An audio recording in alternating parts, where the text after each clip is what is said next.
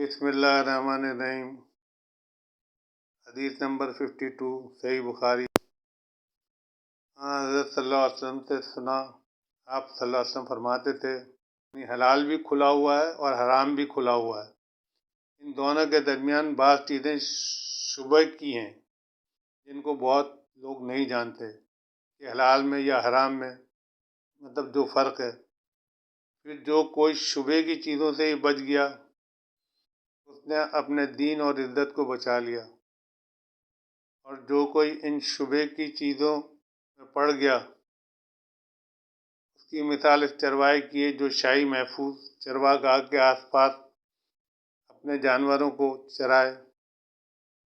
وہ قریب ہے کہ کبھی اس چراگاہ گاہ کے اندر گھس جائے اور شاہی مجرم قرار پائے۔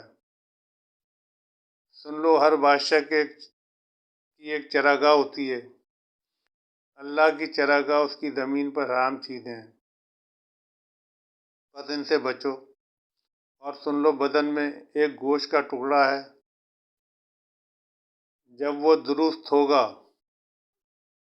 سارا بدن درست ہوگا، اور جہاں بگڑا سارا بدن بگڑ گیا۔ سن لو، وہ ٹکڑا آدمی کا دل ہے۔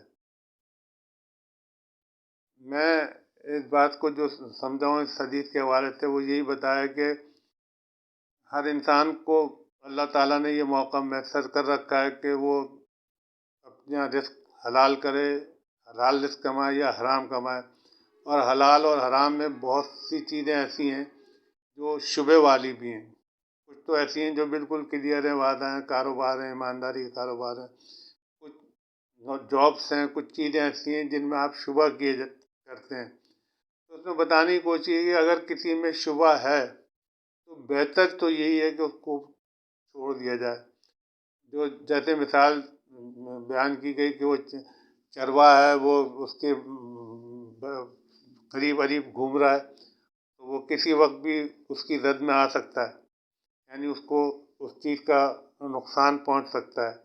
تو بہتر یہ ہے کہ اس کے قریب ہی نہ جایا جائے، یعنی ان چیزوں کو قریب ہی نہ جایا جائے جس میں حرام ہونے کا شبہ ہے۔